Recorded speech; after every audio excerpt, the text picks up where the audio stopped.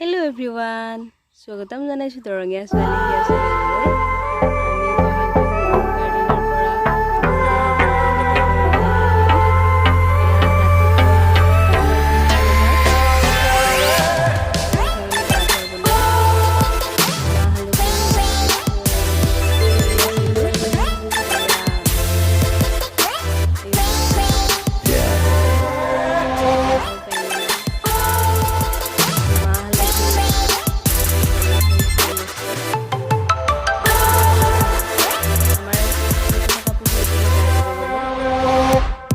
আমি বৰমা আৰু তাৰপিছত মন্দিৰ গ'লোঁ।